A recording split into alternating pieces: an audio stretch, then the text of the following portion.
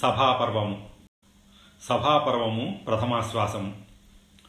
అర్జునుని చూసిన దానవ శిల్పి మయుడు, అర్జున, నీ దయ వలన నేను అగ్నికి ఆహుతి కాకుండా బ్రతికాను. నేను దానవ శిల్పిని, చిత్ర విచిత్రమైన నిర్మాణాలు చెయ్యగలను. మీకు ఇష్టమైనది ఏదో చెప్పండి, చేస్తాను అన్నాడు. అర్జునుడు కృష్ణుని వంక చూశాడు. శ్రీకృష్ణుడు కురువంశ మహారాజు ధర్మరాజు వైభవానికి తగినట్లు ఒక భవనం నిర్మించి ఇవ్వు అని మయునితో అన్నాడు.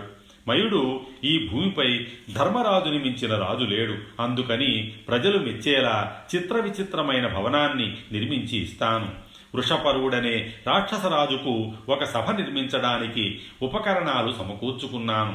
కారణాంతరాల వల్ల నిర్మించలేకపోయాను. ఉపకరణాలను బిందుసరము అనే సరోవరంలో దాచాను. వాటిని తెచ్చి భవన నిర్మాణం చేస్తాను.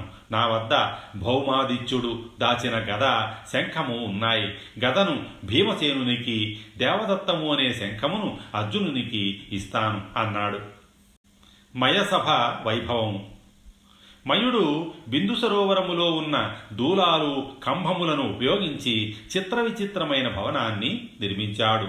నీటికి బదులు ఇంద్రనీల మణులను, పద్మరాగ మణులతో ఎర్రని పద్మాలను, రజితముతో తెల్లటి తామరలను, రాజహంసలను, వజ్రాలతో చేపలను, ముత్యములతో తెల్లటి నురగలను, మరకత మణులతో నీటిలోని నాచుని తయారు చేశాడు.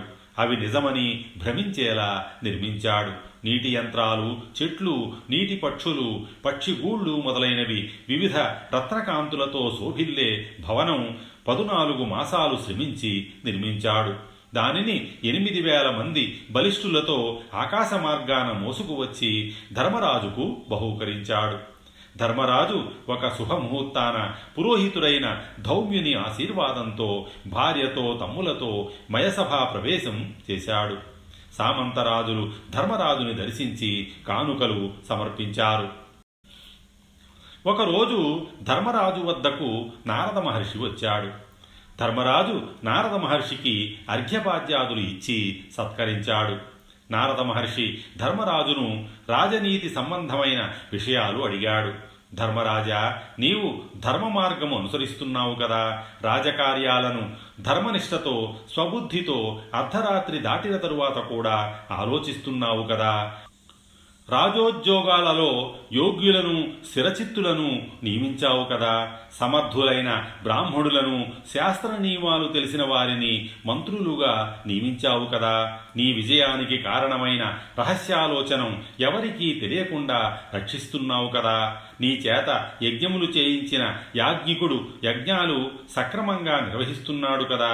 ఎల్లవేళలా నీ మేలు కోరేవారిని, విశ్వాసపాత్రులను సైన్యాధ్యక్షులుగా నియమించావు కదా.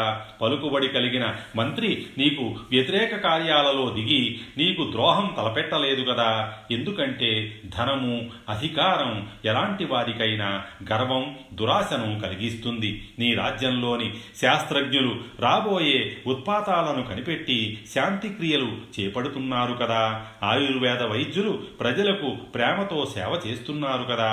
ఆర్థిక సంబంధిత కార్యాలలో నైపుణ్యం కలవారిని, పాపరహిత చరిత్రులను, నీతి నియమాలు కలవారిని, ధర్మ పరీక్షలో నెగ్గిన వారిని నియమించావు కదా. యోగ్యతను దృష్టిలో ఉంచుకొని ఉత్తమ, మధ్యమ, అధమ ఉద్యోగాలలో నియమించావు కదా. నీ ఉద్యోగులకు సకాలంలో జీతభత్యాలు అందజేస్తున్నావు కదా. లేకుంటే రాజుకు అది కీడు కలిగించవచ్చు. వంశపారంపర్యంగా నీకు సేవ చేస్తూ ప్రాణాలు అర్పించడానికి సిద్ధంగా ఉన్న ఉద్యోగులను గుర్తించి సత్కారాలు చేస్తున్నావు కదా.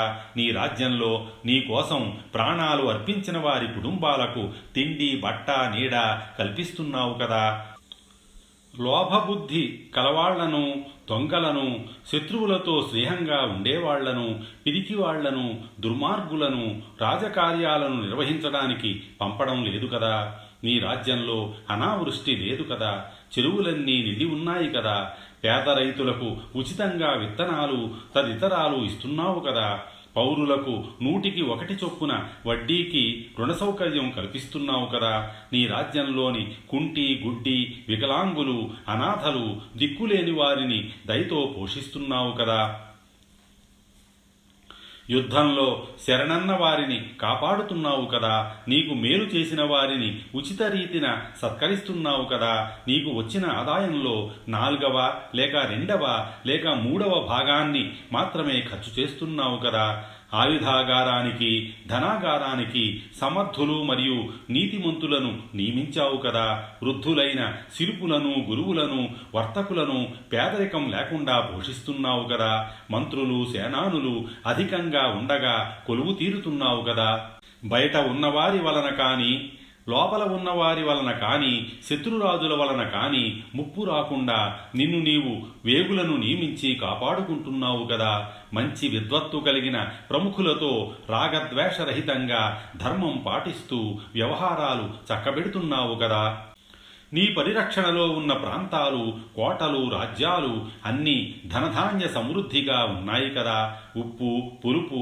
కారము కలిగిన ఆహార పదార్థాలు వివిధ పానీయాలు వంట సామగ్రి వంట చెరకు సమృద్ధిగా ఉన్నాయి కదా, నీ కోటలన్నీ శత్రువులకు అభేద్యంగా ఉన్నాయి కదా, నీవు నీ అంతఃశత్రువులను జయించి పాలిస్తున్నావు కదా, మదాంధులైన శత్రువులను జయిస్తున్నావు కదా, నీ శత్రురాజులు నీపై దండెత్తకుండా వారిపై సామదాన భేద దండోపాయాలను ఉపయోగిస్తున్నావు కదా అని నారద మహర్షి రాజులకు ఉపయుక్తమైన విధులన్నీ ప్రస్తావించాడు. రాజులు చెయ్యకూడని పనులు. అలాగే ధర్మజ, రాజు చెయ్యకూడని పనులు చెప్తాను విను అన్నాడు నారదుడు. రాజు నాస్తికుడిగా ఉండకూడదు, అబద్ధం ఆడకూడదు, ప్రమాదాలను ఆలస్యంగా గుర్తించకూడదు, తెలివి తక్కువ వాళ్లతో సమాలోచన చెయ్యకూడదు, ఎక్కువగా కోపగించకూడదు, చెయ్యవలసిన పనులను నాంచకూడదు, ఆలస్యం చెయ్యకూడదు, తెలివి కలిగిన వారిని ఆలస్యంగా గుర్తించకూడదు, ప్రయోజకమైన విషయాలు తప్ప అప్రయోజక ఆలోచనలు చెయ్యకూడదు, నిర్ణయించిన పనులు ఆపకూడదు, ప్రభుత్వ రహస్యాలను బయట పడనీయకూడదు, ప్రజాహిత కార్యాలు చెయ్యకుండా జాగు చెయ్యకూడదు, ఇంద్రియ సుఖాలకు ముఖ్యత్వం ఇవ్వకూడదు, సోమరితనం నిర్లిప్తత నిష్క్రియాతత్వం రాచకార్యాలలో తగదు.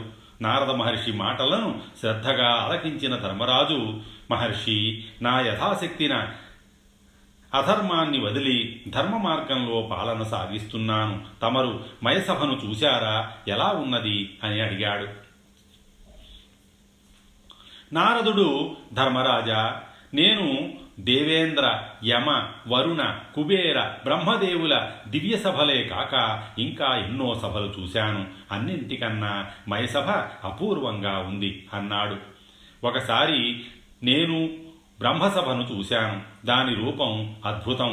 మరీచి మనువు సూర్య చంద్రగ్రహాలు దేవగణాలు వసువులు రుద్రులు సిద్ధులు సాధ్యులు మహర్షులు అశ్విని దేవతలు విశ్వకర్మ పితృదేవతలు ధర్మార్థ కామమోక్షాలు శబ్ద గంధ రూపాలు తపస్సు దమం ధృతి స్మృతి మేధ క్షమ బుద్ధి కీర్తి సంకల్పం వికల్పం ప్రణవం క్షవం లవం త్రుటి కాష్ఠ ముహూర్తం పగలు రాత్రి పక్షం మాసం మొదలైన విభాగాలతో కూడిన కాలచక్రం చతుర్వేదాలు వేదాంగాలు పురాణేతిహాసాలు సాకారంగా బ్రహ్మదేవుని సేవిస్తుండగా సరస్వతీ సమేతుడై పద్మాసనంపై కూర్చుని జీవ సృష్టి చేస్తూ ఉంటాడు. ఇది వింటున్న ధర్మరాజుకు ఒక సందేహం కలిగింది.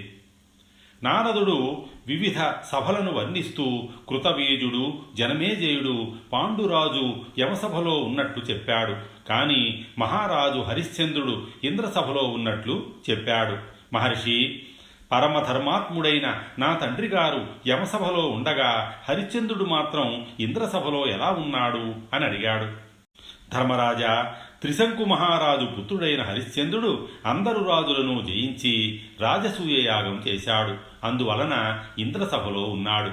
నీ తండ్రిని యమసభలో సందర్శించినప్పుడు పాండురాజు నాతో రాజసూయయాగం చేసిన రాజులు ఇంద్రసభలో ఉంటారు, కనుక నా కుమారుడు ధర్మరాజుని రాజసూయయాగం చెయ్యమని ఆజ్ఞాపించానని చెప్పండి అని అడిగాడు. కనుక ధర్మజ, నీ తండ్రి ఆజ్ఞ ప్రకారం రాజసూయయాగం చేసి నీ తండ్రిని ఇంద్రసభకు వెళ్లేలా చెయ్యి అని చెప్పి నారద మహర్షి నిష్క్రమించాడు. ధర్మరాజు తన పురోహితుడు ధౌమ్యుడు ఇతర మంత్రులతో రాజసూయ యాగం గురించి చర్చించాడు. అందుకు ధౌమ్యుడు, ధర్మరాజా, నీ తండ్రి కోరిక తీర్చడం నీ కర్తవ్యం. ఈ యాగం వలన సమస్త రాజులు సామంతులవుతారు. నీవు సంపదలు సమకూర్చుకోవడానికి ఇది తగిన సమయం అని అన్నాడు. ధర్మరాజు తన తమ్ములతో కూడా చర్చించి రాజసూయ యాగం చెయ్యడానికి నిర్ణయం తీసుకున్నాడు. ఈ యాగ నిర్వహణకు శ్రీకృష్ణుడు తగిన సమర్థుడు అని శ్రీకృష్ణుని తీసుకువచ్చేందుకు ద్వారకకు ఆప్తులను పంపించాడు. ధర్మరాజు సందేశం అందుకొని శ్రీకృష్ణుడు ఇంద్రప్రస్థానికి వచ్చాడు. ధర్మరాజు శ్రీకృష్ణుని తగిన రీతిన సత్కరించాడు. స్వస్తి. శ్రీ ఉమామహేశ్వర పరబ్రహ్మార్పణమస్తు.